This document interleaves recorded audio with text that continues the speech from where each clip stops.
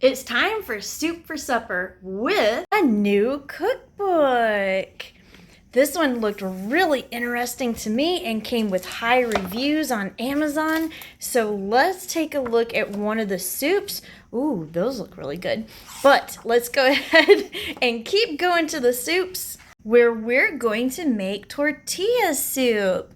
I figured that this recipe would be a good one to try with this cookbook, given the fact that tortilla soup is pretty popular and should be fairly easy to put together. Now you'll see I've got all of my ingredients out and we are ready to get started with a couple of substitutions. You'll see that this Epazote, I could not find that anywhere, but the internet assured me you can substitute Savory, so that's what we're gonna do. And I could not find Pasilla Peppers, so I will have to do with the Poblanos. But other than that, we've got everything going, including a new product we're gonna try. Frozen avocado from Aldi. Supposed to cut down on your food waste by making avocado easier to only use what you need instead of letting the rest of it rot in the refrigerator. So we're gonna try that and see how that goes. And I've got our vegetables ready to go in the oven. They're gonna go under the broiler so that they can roast. And in a couple of minutes, we'll go pull them out and then turn them over so the other side can get roasted as well. I've also got a pot of chicken. This is going to boil. I will shred this, and this will be a topping we can put on the soup. So let's go ahead and get that started.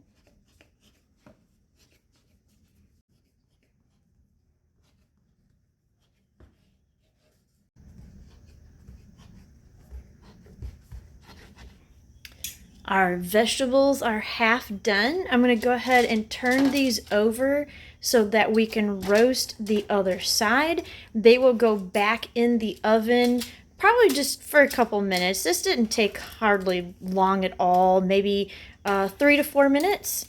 And then we will put them in the blender. I've already got my garlic in there, and we will have this all blended to start cooking in our giant soup pot.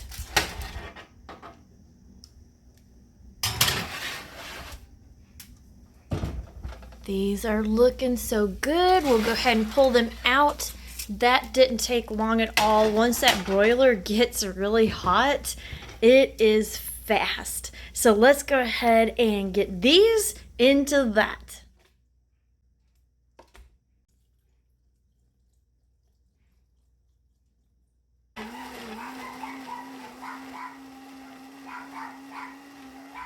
I wish you could smell how wonderful this is.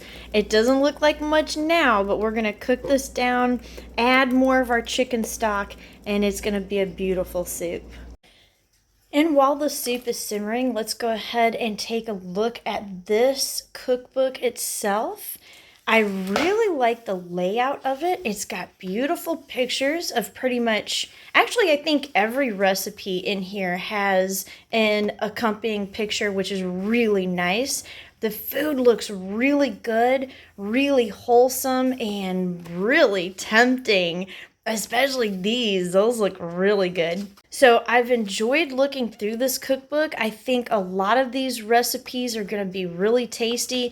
In fact, as we might go ahead and do a couple more out of here, maybe a main dish, just so we can kind of see, what something more hearty than the soup would taste like. I would say as a Mexican cookbook, this has a lot of pros to it, but I will tell you one little con that I've seen.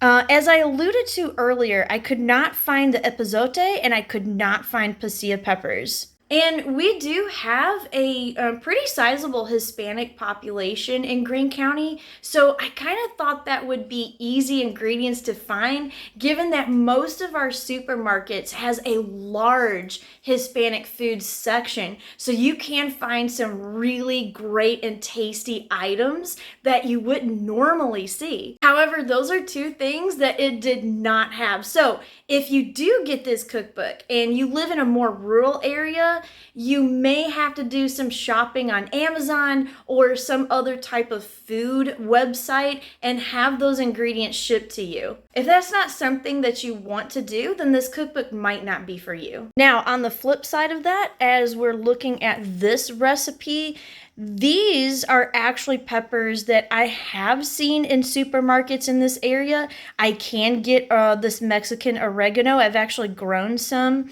And of course, I could always find this queso fresco. So it's really going to be up to you and the areas that you live in and how easy you think it's going to be to get some of these ingredients. But I do think that if you're really wanting to get into Mexican cooking and try it at home, this may be something you want to pick up. We have lots of noises going on.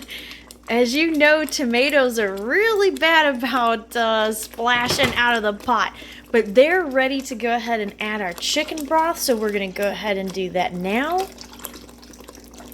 Now we'll go ahead and let that simmer. We've got our chicken is probably ready, so I'm going to pull this off really soon and shred that. And I heated up our oil, so we are ready to fry us some tortilla strips. And I think it's ready. You can see those tomatoes really made a mess. I'm gonna wipe my stove here in a little bit. But first, let's go ahead and get these tortillas started.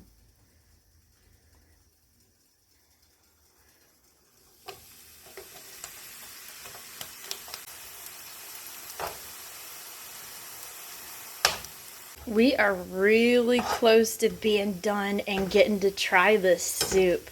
I've got the last batch of tortillas in here.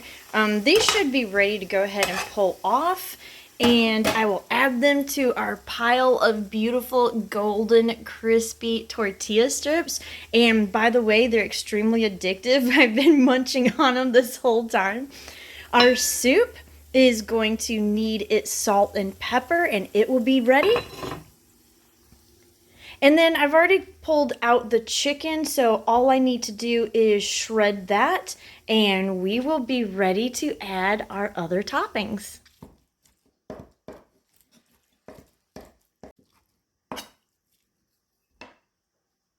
We are ready. I've got my bowl of soup out, so let's go ahead and start adding our toppers. So I'm going to go ahead and start with some chicken first. And of course, any and all of these are optional. I just picked some of my favorites from the list that she gave that looked really, really good. Gonna go with a little bit of onion. Some of this cheese. And of course, we gotta add the tortilla strips that I've already been eating that I can't stay out of. And now we are ready to taste it. Let's try it. I'm going to go ahead and start with the broth first, just to kind of get a baseline of what this is going to taste like.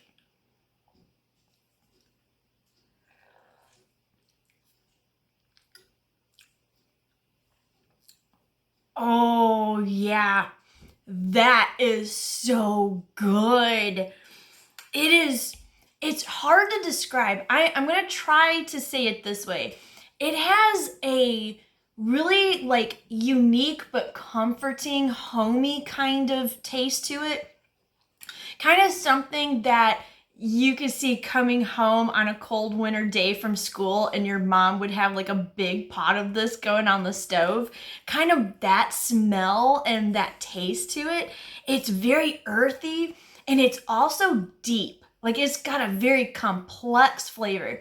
And I think that really goes back to roasting those vegetables and taking time with it. Let's go ahead. I'm going to try it with some of our toppings and see how that goes.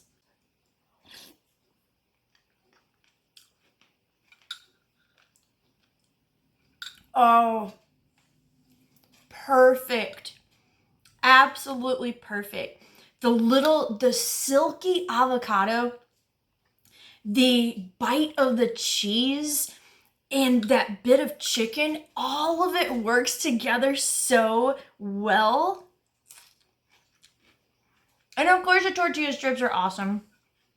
So for me, I would actually put this at restaurant level tortilla soup. You know, you go to a really good restaurant and they make it from scratch and there's something about it that's just so good. This is up to that level and something that you can make at home. Now, as far as the ease of the recipe, I would say that there's a couple extra steps that you need to take, maybe as opposed to other types of soups. You know, you're going to be frying your tortilla strips, although you can buy those now if you would, you know, prefer. But the homemade version is really, really good.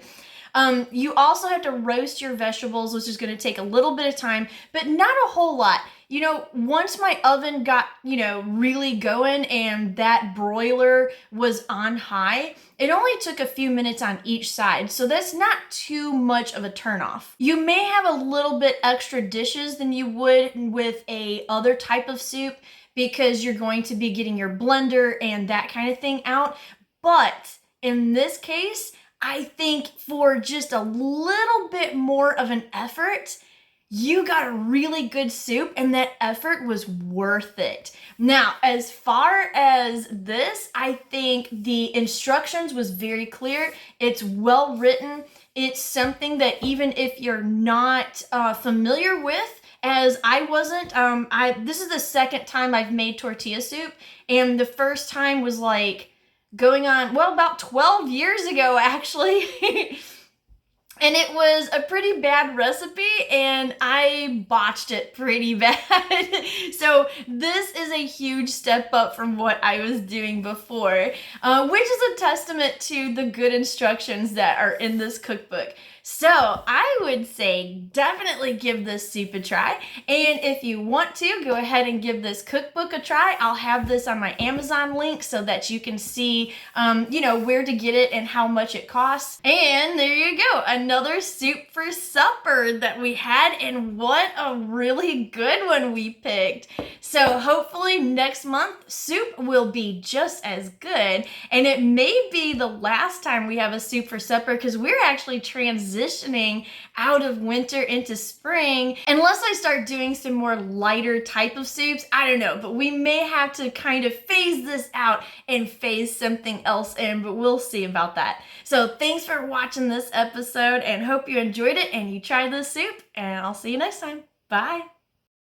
And if you like historical cooking and unusual cookbooks, here's 2 more videos you might enjoy. And make sure to like and subscribe for more foodie adventures.